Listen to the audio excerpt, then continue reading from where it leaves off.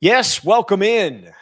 Badgers in the middle of winter workouts. This is a little bit of a dead time, Jesse. I know that they just had I know recruiting's going strong, right? Like guys are going out and visiting and going places and handing out offers, and they had another junior day this past weekend. But in terms of news, this is a little bit of a quiet time.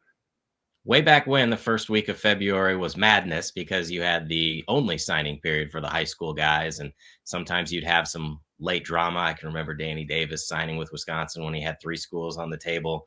That really doesn't exist anymore because Wisconsin does all of its work ahead of time. The guys who are committed end up signing during that early period in December. And then January now is the transfer portal window, which was, as I've said before, as wild as I've ever seen it. So I guess that is a silver lining because we've had that craziness and maybe you get a little bit of a break. But I find myself itching to see what this team looks like when we get to March and spring practice begins. Yeah, absolutely. And again, as we said, they are in the middle of winter workouts. We coming up here in just a minute. We had a chance to sit down with Brady Collins, the director of strength and conditioning for the football program. A good talk with him, getting into everything about what is going on with the new players. I mean, again, they've got close to 50 new guys. And it's been 30 plus transfers and the new guys from the freshman class that are already on campus as well. So dive into a ton of stuff with him. I think you guys will enjoy that. Before we get to that, though, Jesse, you do have you have a relatively new story up at badgerconnect.com talking about the position groups and coming out of the transfer portal and trying to rank them. And I know this was a question that you got in your one of your mailbag questions, I assume, and you turned it into a story like any good reporter would. And I mean, where is the strongest position for the Badgers coming out of the transfer portal at this point? This is an incredibly difficult exercise at this point, largely because you don't know what this team looks like, and there are so many new players. I'll give a shout out to Chris Davis, who's one of our subscribers at Badger Connect, who asked this question, and he wanted the ranking to also include the coaches who coach that position group, which I think threw a new wrinkle into it. I will say I found it easier to evaluate the position groups defensively because I could start at number one with inside linebacker Cooper Catalano, Mason Posa. You have a pretty good sense of what's there for Wisconsin. But even like some of these other groups, and I did separate them out, offense and defense. I think that Wisconsin made a lot of strides on the defensive line, just looking at what type of impact some of these guys made before. Jake Anderson, who at Illinois State played more than 1,800 snaps and started 41 games. You have Junior Poyser, who was an all-MAC player. But when I look at the offense, I didn't even know where to start. I picked offensive line number one, but I did that in part because I'm relying on previous successes that Eric Mateos has had. When you look at his stops at Baylor and Arkansas, at Baylor, they were not a very good offensive line before he came. And then their rushing offense elevated into like top 10. Now, that was also with Jeff Grimes, but he didn't have Grimes when he went to Arkansas. And Arkansas's rushing offense was something like 87th the year before he got there. And then it was 34th in year one and 28th in year two. So I think Mateos can bring some new dynamics. There are some good pieces there, but it's an apples to oranges comparison in general too, Zach, because only one quarterback is going to play. And if I was basing it on one guy, I would pick Colton Joseph. But I have a lot of questions about that quarterback room. And God forbid if we see somebody other than Colton Joseph, I think that complicates things. So very interesting study trying to rank both offense and defense. Hank heard that knocking, came running right away. But that was more me knocking because me and you both don't want to see any other quarterback other than Colton Joseph this fall. But you're right. Yes, there's a little bit of uncertainty behind him and exactly what that's going to look like and exactly what he's going to look like in this offense under Jeff Grimes. I think the inside linebacker stuff definitely makes sense. Where did you have the rest of the defense, though? Because there's some uncertainty because there's so many new bodies at both corner, safety, and at the defense along the defensive line. Yeah. So like I mentioned, I had inside linebacker 1, D-line 2. I think right now they've got, you could say there's 6 guys you feel like could be a part of that rotation when you consider Charles Perkins and Dylan Johnson played. And there are some young guys who could certainly break through. But then you have these 4 transfer portal guys that they brought in, to Nigel Cooper from Appalachian State. I mentioned Poyser. I mentioned Anderson. And then Hammond from West Virginia. Hammond Russell IV. He's appeared in 34 games. So that's why I have the D-line 2. I moved these pieces around late in this process, but I ended up going with safety at number 3, in part because you have Marvin Burks Jr., who started 26 games. Excuse me. And then you've got Matt Young. He played 628 snaps a year ago. I think there's not a lot of experience after that, but Carson Van Dinter, the Iowa State transfer, played 162 snaps. He started a game a year ago. And I think maybe we're underrating Grant Dean and Luke Emmerich. And also, I don't know if you saw in one of those videos that Wisconsin puts out, and they were highlighting some of the individual players as they got back to campus. Kairos Gaines mentioned he's transitioning from cornerback to safety. So I'm really intrigued by just that safety room in general. I went outside linebacker 4, and the reason I went cornerback 5, it's not the talent. I love the talent. I just have no idea what this looks like. Wisconsin gave up 218 passing yards a game last year. That's the worst program mark in 18 years. And you've got Javon Robinson, who started 26 games at Arizona State. But then you've got guys that I think have a lot to prove. Eric Fletcher, Kai Bates, Bryce West. We know that Bates and West were top 15 corners in the 2024 class. But Bates didn't play, and West played 90 snaps at Ohio State. So maybe in the end, that cornerback room ranks number 1. But there's just, it's hard to know. And so that's why I just have questions about, well, what does that look like? Who's going to play in the slot? They were all recruited as outside corners. West played a handful of snaps in the slot, and you got some young guys. But there's a lot of good pieces to work with. I wonder if the Skanes move to safety makes sense just because when they bring in 4 guys on the outside from the portal, and you also have recruits coming in as well, you do have to move some bodies to find room for them, correct? Like that is kind of where that stands. And I wonder if, Skates, because of his coverage background, could potentially be a possibility in the slot. But again, I think they have a number of options for that slot spot, and they've used different body types there these last 3 years. Just Jason Matri's a little bit smaller guy. Then they had a little bit bigger guy in 24. And this past year, it was Jameer Latimer, who was a little bit of a smaller guy as well. So I'm interested to see exactly how they want to go with that route, or go in that route. Yeah. I mean, you've had Austin Brown play that role a couple of years ago, and obviously they liked him better as a safety, but got to have versatility. I think these guys have it, but it's just an impossibility to know when you have not seen anybody, it feels like, on this roster. But I mean, overall, and I did a story on the corners the first few days, because they went and got those 4 dudes right away. The big priority, because Mike Tressel talked about this when I spoke with him in December, was we feel like we need to do a better job of playing man coverage. And it's really interesting. I had a story on this, but Wisconsin played man coverage on just under 12% of opponent dropbacks last season. That was 129th in the country. And I think that was a pretty big departure from what Tressel had done in the past. But he said, you need big physical dudes, and they feel like they've got that now. Yeah, we'll see. What position do you think has the highest upside? And could it potentially be wide receiver, just because there's a lot of athletic body types in that room? Is there potential for upside there? Yeah, I'll just give my offensive ranking real quick. I had 1 offensive line. I went 2 running back, 3 quarterback, in large part because of Colton Joseph, wide receiver 4, and tight end 5. And maybe that's selling short the tight ends, because they're getting 2 dudes who have played. It's just, I don't know, maybe it's not a sexy position, and it's hard to know what the impact's going to be at tight end. Lance Mason was a second-team All Big Ten player, but part of the reason I put wide receiver 4 is so many unknowns. There's only 3 guys among the scholarship wide receivers who were here a year ago, and none of them had a huge impact. Now, Eugene Hilton Jr., as we've talked about, has an opportunity to make a gigantic leap as a sophomore. Chris Brooks Jr. and Tyrell Henry played, but maybe didn't have impactful statistics. But there is a lot of upside, not only with those guys, but with the people they brought in. The Southwestern Louisiana wide receiver who had 50 plus catches, or Southeastern Louisiana who had 11 touchdowns. I mean, can he be your big play go-to guy? Can he do it at this level? What about Shamar Rigby, who had 25 catches at Oklahoma State but didn't have any drops? And the other 2 guys that they got who were 4-star players out of high school but just haven't done it at this level.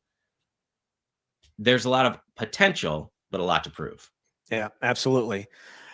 Have we missed any of the positions? I mean, I know special teamers are people too, but I didn't rank those because I wasn't asked to. The running back room, You mentioned where you had those guys.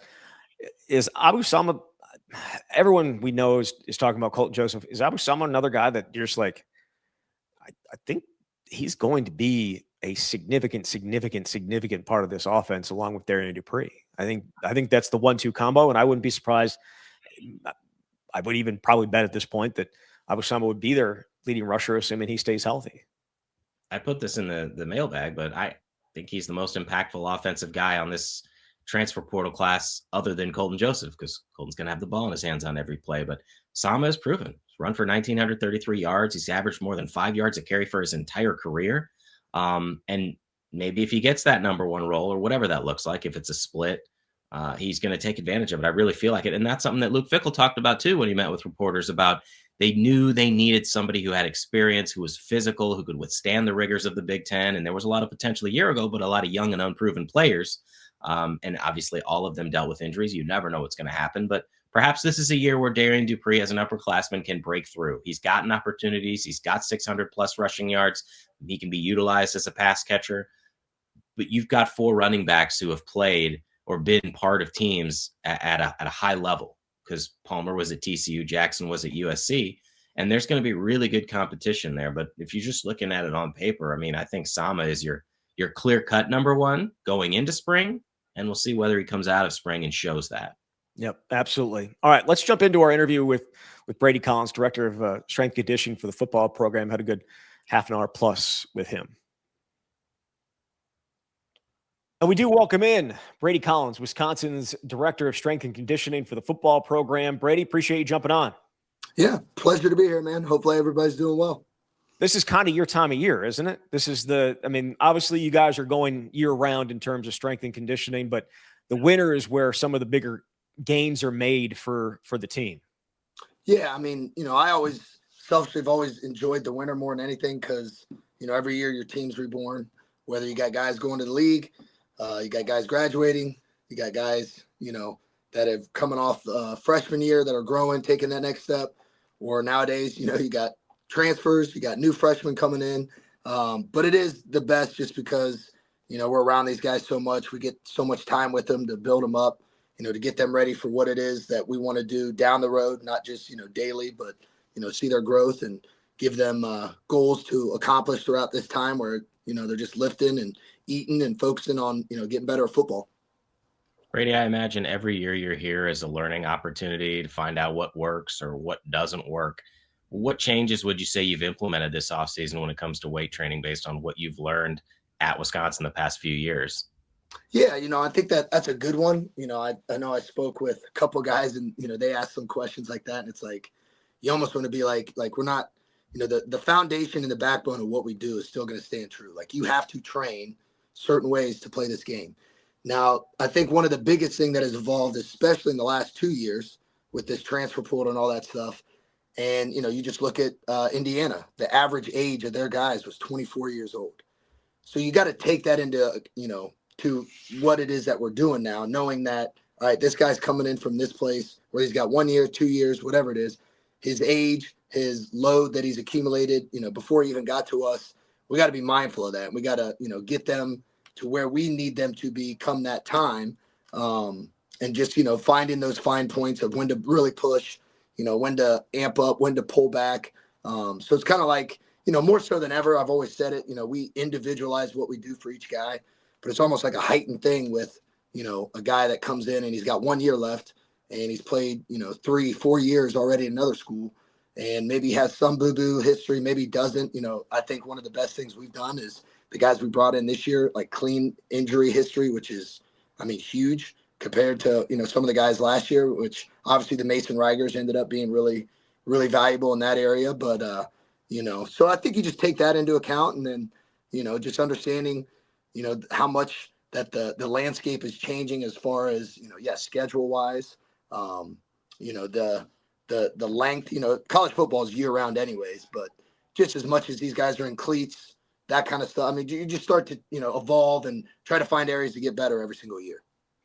Are there any drills that maybe you used to do in the past you don't do now? And if so, what are some of the ones that you've added in, just to deal with some of the issues that you were just talking about? I think the big thing that we did as a staff is, just really put our heads together, work with the athletic med staff, and then also start to use the Badger Sport Performance Lab downstairs more, which is, we can get an amazing amount of data, on guys that can really help us out in the long run, whether it's, asymmetries in their hamstrings.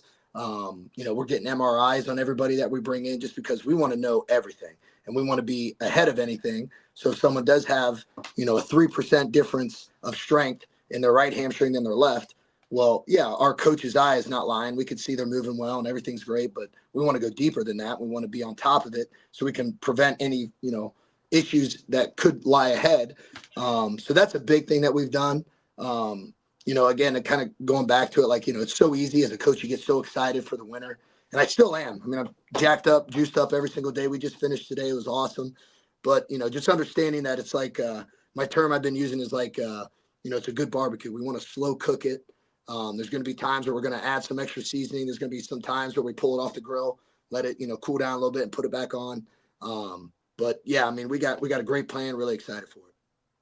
There are bound to be injuries. It's football, obviously, and we see them over the course of a season pile up. But is there ever a common thread these last couple of years, or is there anything you evaluated in the offseason to say, if we do this, it can be more preventative? No, I mean, that's a great question. And again, we just had 2 junior days and I'm honest with them. And, one of my biggest slides I talk about, our 2 biggest goals. One, we got to maximize your genetic potential, which is huge, right? I mean, I wish I could touch people and make them 6'5". I wish I could, just tap them and all of a sudden they run a 4.3.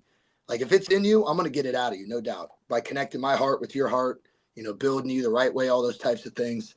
I think the biggest thing as I look, and this is not an excuse. I don't know everything in the world, but I firmly believe in what we do. I know what we do works. But, as you look back at last year, I think, a lot of our issues, kind of like what I kind of started off with. I mean, Billy Edwards was an older guy, 24 years old, prior injury history before he got to us. I mean, hell, even when he got to us, he was still kind of banged up. We got him ready, spring ball good. And then just, right before, that Miami game, when he gets that hit, it's like, damn. And you can't look back and be like, oh, man, what could we do? Because we did everything the right way. It's just, you don't want to say it's bad luck because, you make your own luck. But, we went through it there. Preston Zachman, a guy, love him to death. He was hurt a lot before we got here, had some bumps and bruises throughout, our time here, fought through. There's not much you can do for taking a helmet from Alabama straight to your shin and shattering it. Like, so the biggest thing I always look for are those soft tissue injuries, right? Do we have any hamstrings? Do we have any pecs? Do we have, those types of things? But no doubt you kind of look at, the stress throughout the season, throughout the, 6 straight top 10 opponents or whatever we played, like the demands of that, how much you're in your cleats, that kind of stuff. You just try to peel back those layers and look at. But, some of the things I even think, we had a lot of guys. I mean, we had 6 different offensive line changes, I believe. And, that's great in the long run, I think, for some of our guys. But, sometimes those guys are, getting to play right away. And are they physically ready? Yeah, they're strong. They're fast. They're tough, all that stuff. But nothing could prepare you for Big Ten football until you actually do it. So I'm not the type, I'm not making any excuses. I don't blame anything. I don't try to complain or defend. It's just case in point. Let's find some areas we can be better. Let's find some areas that we can be better when it comes to camp, when it comes to in-season, all that type of stuff. But, I'll still hang my hat on the way that we train. You still have to train tough and nasty. You got to, push through hard things. I mean, again, if the hardest thing you do is a workout, then the game should be easy. If the hardest thing you do is play this game and go through, stuff here, then life's going to be easier. I don't want to sugarcoat anything. That's for sure. You talked about all these new guys. How big of a challenge is it to integrate them into your system? You got 30 plus transfers. You've got a double-digit number of early enrollees already here. How do you get that together? And especially transfer-wise, because those guys are signing and then they're here like 2 weeks later. How has that been for you guys in just trying to integrate them into your system and get them up to speed and knowing who they are and what they need from you guys? Yeah. So I think, it all started – during, whenever that portal window was open and, we were on top of it. I mean, credit to the coaches. They did their research and we had a great plan. And those guys come in and you meet with them you know. You start to learn about them then. You start to build that relationship with them. You know, again, I'm never the type that's like, hey, what did you do at Oklahoma State? Hey, what did you do at Florida State? It's just kind of get to know them. And then maybe that comes along naturally, all that stuff. I want to give them a clean slate. I want to pretend everybody's at ground zero. You know, luckily the freshmen, they got no choice. They're at 6 a.m. every day. They're getting, you know, the old school build up and ramp up. We keep them separate, and they're doing a great job. But you know, you just slowly teach them from the beginning. Obviously, some guys are going to take off a little quicker. Some guys might have done, you know, a certain movement this way where they came from. All right, cool. We just want to teach you our way. And I think more so than ever, what I like to evolve in is, you know, I want to teach you the whys. Like it used to be just, I tell you what to do, you do it. And it's like, yes, okay. I love telling you a little bit of the why now too. So now you believe in it. Now you understand what we're looking for, and you can emphasize that even more. But it was great. I mean, we had a good build up, you know, brought guys in, small groups, teach them, base them, total eval. Again, using, you know, the athletic med staff, doing our thorough evaluations, using the sports performance lab, getting some data, and then, you know, just slowly increasing every single week. But, you know, the biggest thing was getting these guys all around each other. You know, I think, you know, you still got to build this into a team. And that's still what wins college football. I mean, even Indiana, yes, they're a group of 24-year-olds. They still were a team, whether they had, you know, the Heisman winning quarterback or they didn't. You know, you got to still do it the right way. And so that's what's been fun to see is all these new guys coming together, the great infrastructure of young guys that we had and a mix of a couple older guys really setting the standard and embracing them. And so it's been special. Along those lines, Brady, you've preached the value of establishing camaraderie over the years during this part of the off season. And I imagine that's going to be just as important as ever when you have 50 new players. What is the process for trying to make sure these guys, for lack of a better way to put it, like each other so that they can go play their best football when the season gets here? You know, I think it's, you know, and I think coach always says it too, like they all chose to be here, you know, and we all chose to be here. And, you know, when you're doing that, you're doing it for not just, you know, monetary reasons, right? Everybody has a choice. And so I think it's special because you get all these new guys in, you have a bunch of young talent back, a mix of some older guys, experienced guys. What are you all here for? You're all here because hopefully one, and no doubt it's true, you have a passion to play this game. Two, something about this place drew you in, right? You know, we're not just, you know, paying guys straight up like, hey, this is why you're coming here. Like there's got to be some type of connection. A lot of times it could be a staff connection. It could be they recruited him out of high school, or, you know, they almost got him to come and then, you know, for some reason they flipped. Or a lot of times it could be, hey, my best friend just transferred there. Oh man, I could go with him. Hell, I could bring these two guys. You know, it's really about that. It's about getting them to understand, you know, again, that W is still powerful and the name on the back is powerful. And we want to honor both. But, you know, I think everybody here, it's been really cool. A lot of these new guys too, like, you know, they feel it and they see it and they talk about it, like bringing this place back. And, you know, just you know, it's kind of exciting, but it's also, you know, it's momentum, you know, and get them around each other, start bleeding together in the weight room, get them to fall in love with the process, you know, and that's a fine line because they're coming from places where they were trained certain ways.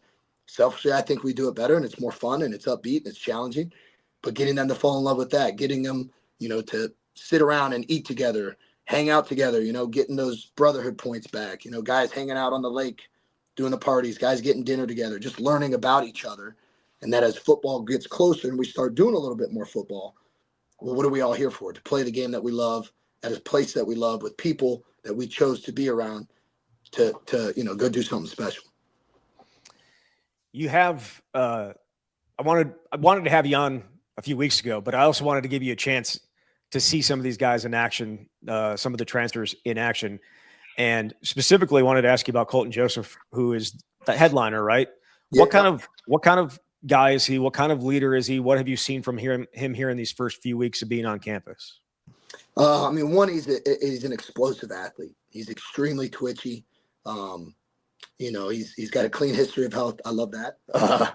He's just got good moxie, man. He does. You know, like he'll lift with the O-line guys one day. He'll lift with the linebackers one day. Him and Posta getting after it and, you know, talking shit to each other and Cooper and all them. And then he'll lift with the wide receivers and the running backs and tight ends. Like, you know, he's just getting around everybody. He's, you know, learning everybody, doing things the right way, putting his head down, working. You know, not trying to overpower. anything. And, hey, I'm this guy, like all that. Like, no, he's very cerebral, does exactly what you ask him to do. But no doubt it's exciting to watch him do some things because you're like, oh, we haven't had something like this here. And but he's a great young man. He just turned 21 today. So he had a special birthday lower body lift this morning. So I'm sure you could name every player on the roster. I won't ask you to do that, but when these guys come back, you're working with them for a few weeks. Are there guys who've stood out to you, either newcomers that you maybe didn't know about until you saw them in person physically, or returning guys that you feel really good about right now? yeah, I think it's selfish. Those middle linebacker guys. I mean, those three are. I mean, they're animals. Like everything they do, like who could tie their shoes the fastest? They're competing at everything. I mean, between Cooper, Post, and Catalano. And it's been funny too, because Coop just messes with Post every day. Like, oh, it's your first real offseason, huh? Oh, finally getting bigger, huh? And those guys are just they're awesome. They set the standard. They're nuts. I think, yeah, I mean, obviously your eyes draw towards the new guys because they're the new toys. And a lot of them, aren't what you used to have years prior. I mean, a lot of guys in the O-line room, just, the athleticism and, just size of some of these guys. That's impressive. I think the running back group is very impressive. Abu Sama is a grown-ass man, a very mature dude. And then those other guys, B. Jack and Nate Palmer, have done a great job. And Darian Dupree's come back, on a mission and done a great job, pushing those guys and holding them accountable. Eugene Hilton's doing a great job. Chris Brooks, with those all those wideouts that we've gotten in, like JD DiMaggio. That's how you say his name, not Domingio or not, the Cajun in it.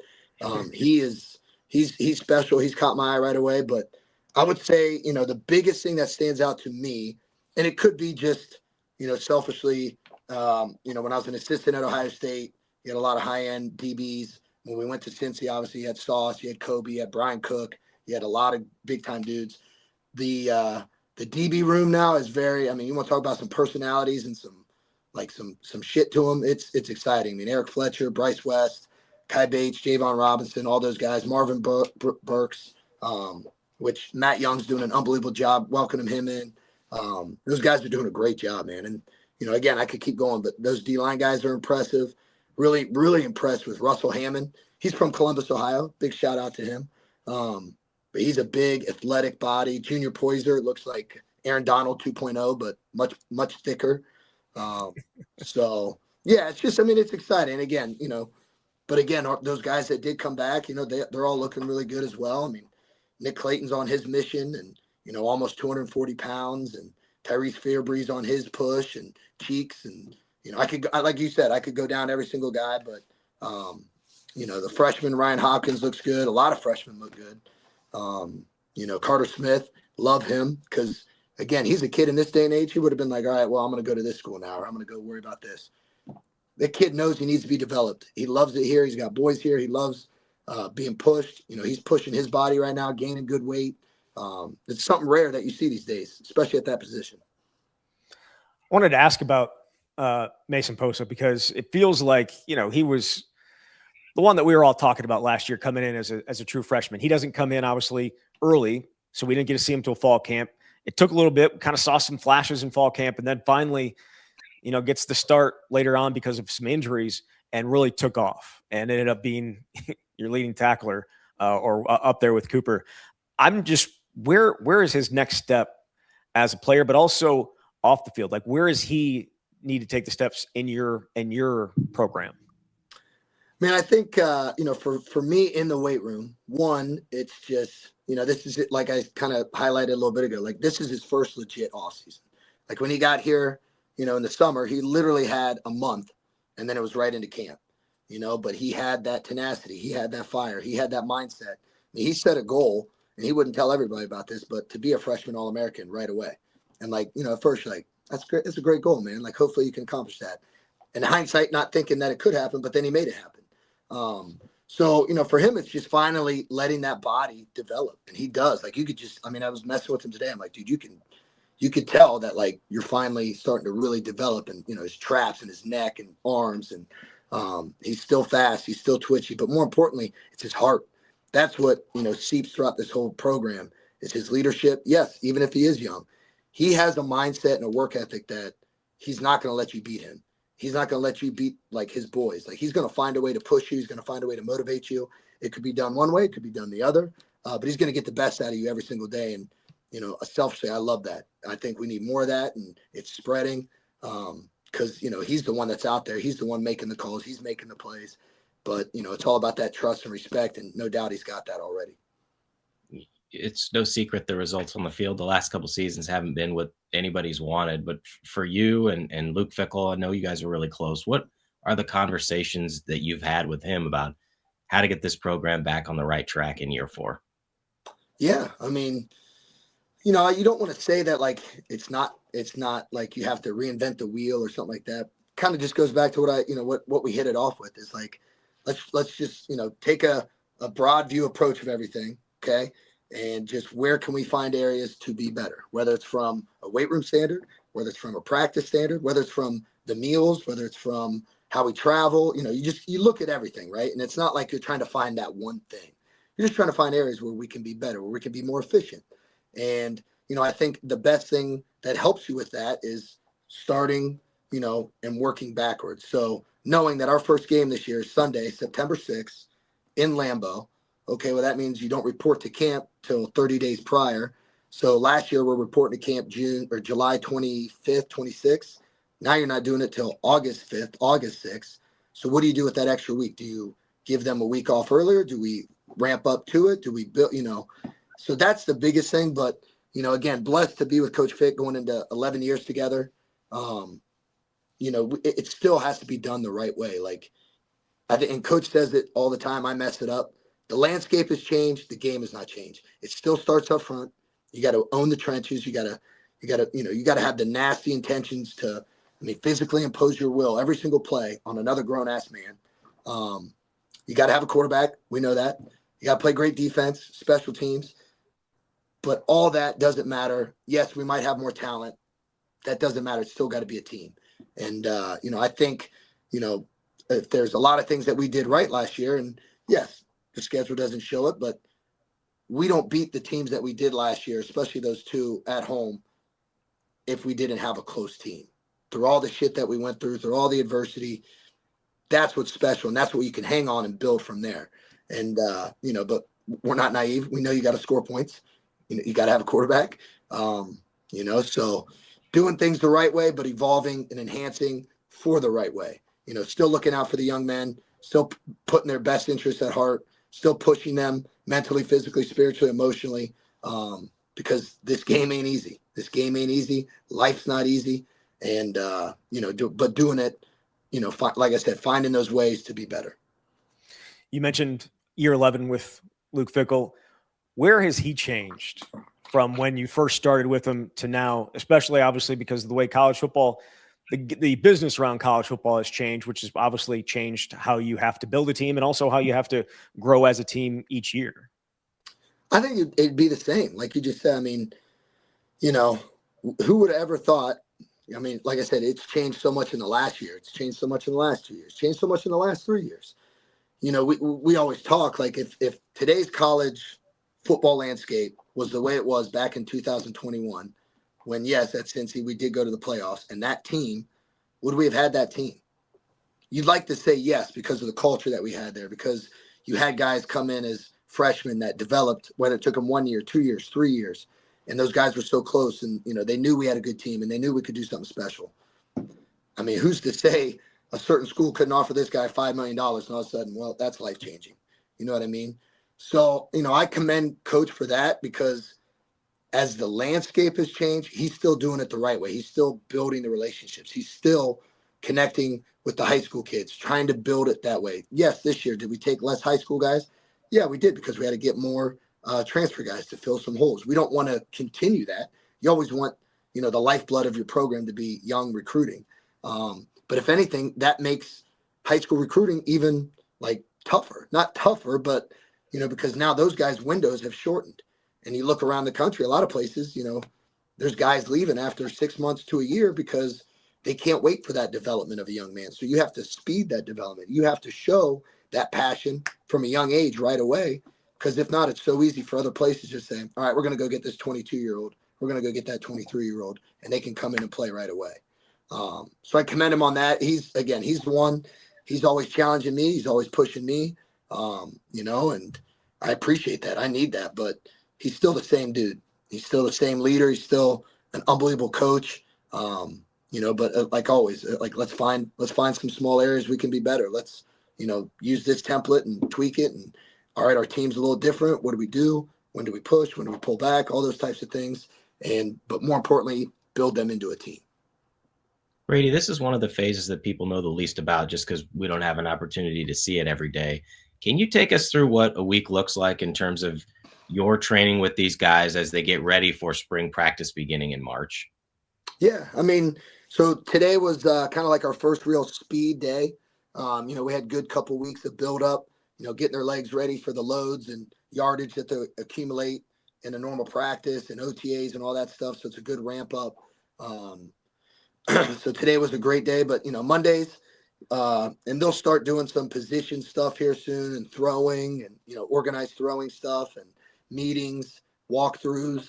But Mondays, it's going to be a great position work, short space agility, working on football things and getting your heart rate up, that kind of stuff, and a great upper body lift. Tuesday is going to be speed. Like today we ran hill sprints, did some plyos, some med ball throws, finished with some waterfall starts on the field. So that was great because it's the first time these guys really got to hit it. And that was impressive to see, especially all those new guys. There's a lot of speed. That's fun. Tomorrow's our recovery day.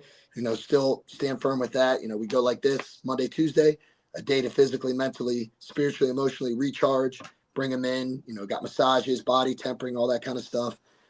They might have a position meeting then. Thursday, we're back at it. With some GPP work, heavy carries, stuff like that. They might do a little position work, and then we're getting another upper. And then Friday's back to speed and some squats. A naughty full week. lower. Full week. Yeah.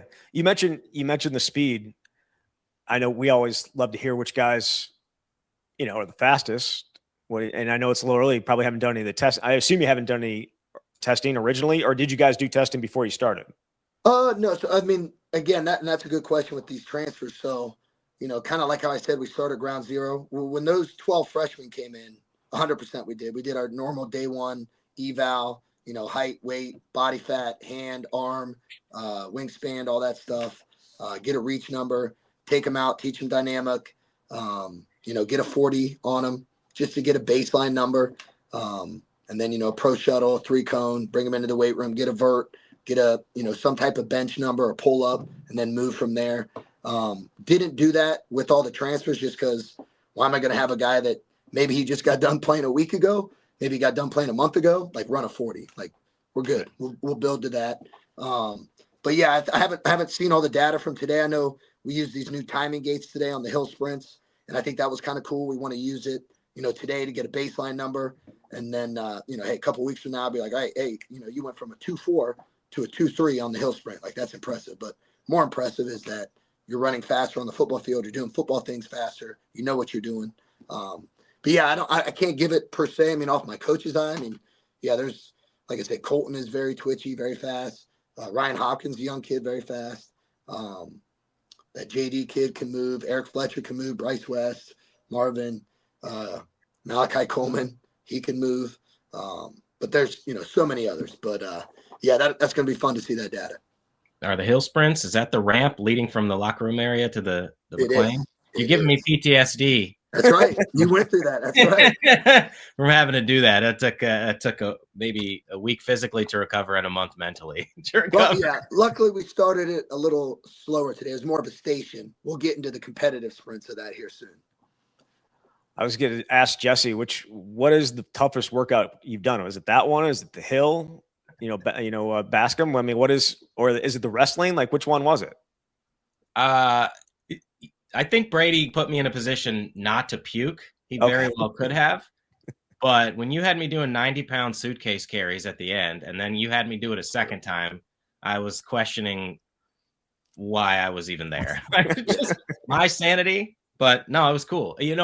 Honestly, the best part of that was to understand what it's like, the camaraderie that you talk about. And I know this will sound cliche and maybe people will roll their eyes sometimes, but like, I know you set that up. So the last suitcase carry that I was doing, you knew everybody else was done, and you knew that like 30 dudes would be rallying and screaming in your face. And it was never going to happen for me because physically I had nothing left. I'm not a D1 athlete. And certainly 20 years after playing, I had no chance. But like, you can understand what it's like to be in a group who's trying to uplift you and wants to help you.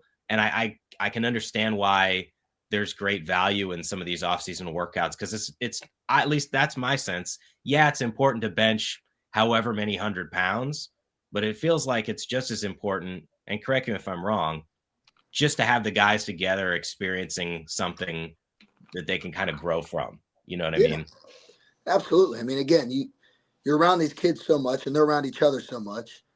And like I said, they're all here because they have a passion to play football. I'm not naive. I know their passion isn't all to come into the weight room and get after it.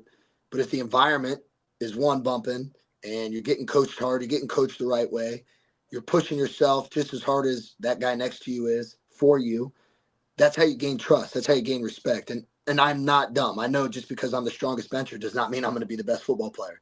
We've all know there's guys that look like Tarzan and play like Jane, and guys that look like Tarzan and play like Tarzan. But it's that camaraderie. It's going through hard things together. And, that's the old school pro set. It's not going to change. That's, you can't lose sight of that. You still got to do tough things. This world, the people, every single person needs to do tough things. Like, there's too many handouts there, and, there's no shortcuts here. There can't be. I wanted to go back to something you were talking about earlier in guys developing. And if they're not, you have to fast forward the development. How difficult is it for you to see certain guys be here for 2 or 3 years? You put in all that effort, and then someone comes from the outside and takes them, or they want to leave, and maybe for better opportunities. I'm thinking like a guy like Christian Allegro, who I don't blame for wanting to move on because of some of the guys that are here, and we know what those guys are about, or like a guy like Tretch, who was here for 3 years. Like, how difficult is it for you as a staff to then watch that walk out the door and all the effort and time that you guys put into that? Yeah, I think it really started 2 years ago with a certain someone that went south. Because for me, it's all about relationships, and like I said, you're with these kids every single day. You see them go through hard shit. You see them, when stuff outside of here is affecting them. Our doors are always open. We have great, like, if something's bothering them, they're going to come in here. They're going to talk to me. You start to really know their families and know what makes them tick, all those types of things. And then the fact that, yeah, they do have that opportunity. It's like, damn, it did. Like I said, a couple of years ago when that situation, it affected me. Now it's like, I can't worry about it. I can only control what I can control. And my new term is I'm going to train whoever's here. Whoever's here is going to get the absolute best out of me, my staff. They're going to get the absolute best. And if somewhere down the line they decide that somewhere else is better, I'll shake your hand. I'll say good luck. I know it won't be, but I'll be honored for the time that we did have. And guess what? Here comes in some other new people. That's one thing. I'm not going to lie, it is. And that's what's different and still unique about seeing young guys stick it out and keep developing and keep growing. That's what's unique about having guys that have pure love for this place, not just anything else. And none of that other stuff matters. It's still about, doing something special here. But it used to affect me. Not anymore. What would you say excites you most about this particular group? I imagine from a strength coach perspective, there's kind of like a blank canvas each year. But when you look at this group, the talent, maybe the opponents you'll play this season from a year ago. I mean, I think we should acknowledge that. Just you look at all of this and what's possible. What has you rejuvenated here this offseason? Well, I think everybody would say I'm probably the most biased person there is. And rightfully so. I'll always fall on the sword for these guys. I mean, I firmly believe nobody works better. Nobody works harder. Nobody's tighter than us. And I can say the same for the past few years. Yes, the schedule doesn't, the results don't show that. I can't do anything about the schedule. Wish you could, wish you can't. Selfishly, again, the way, Coach Fick is wired and I'm wired, hell yeah, you want to play the best. Well, it's good to be at your best when you play your best, but, you can't worry about those things you can control. I'm always rejuvenated. These kids get me excited every single day.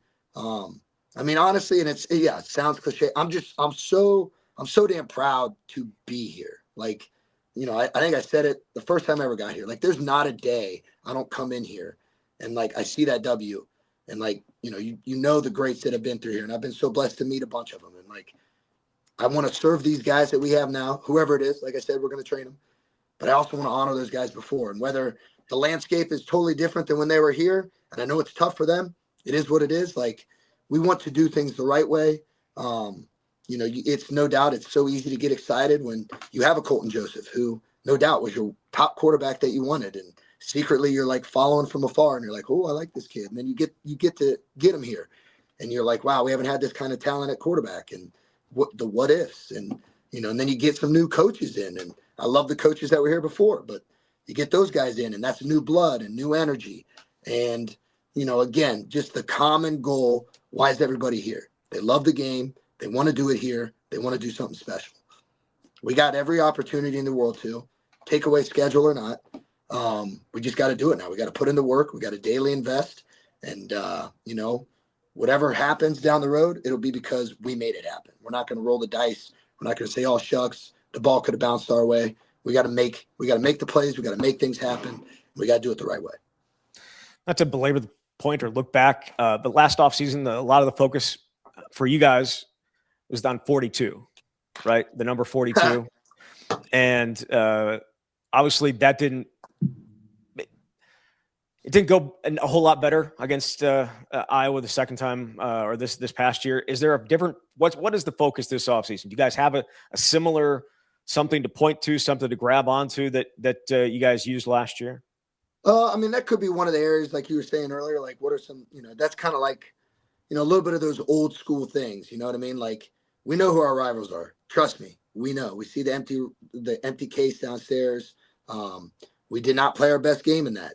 Is it because of the 42 push-ups and all that stuff? No. And so if you win that game, yeah, does the 42 push-ups help? It still doesn't, but like you could be like, oh yeah, it was a mindful, reminder. Those are just some of those unique areas we got to push now, and just, do you have to do a finisher like that every day? Like, old school me wants to say, like, hell yeah, we know who those teams are. We'll take care of that. We got to worry about today. We got to worry about making the best out of whatever's in front of us for this day, attack whatever we got tomorrow, not look back, keep looking forward, but worry about today. Not that 1-0 mentality, not that 1% mentality, just being the best I can every single day. And that's far down the line. And sure, we might have some reminders, or we might have something special. I won't divulge any information on that, but, there's no need to broadcast it. There's no need to talk about it. It's just, we'll let our talk be when we play the game. Well, I know I'm eager to see what this team looks like when we get to spring ball. I always joke with Zach that scene from Major League when they're looking at the roster and they say, who are these bleeping guys? That's what it feels like when you have 50 new players. But that's all the questions that I have. If Zach's got more. Those are some of my favorite movies, by the way. Of course. Yeah, Jesse's using bleeping. Apparently we don't swear on this podcast. I guess. I'm pretty sure I've let a couple fly. Which is completely fine. We have a time or two let that go as well. Yeah. Maybe I'm just watching the Comedy Central version. That must be what it is.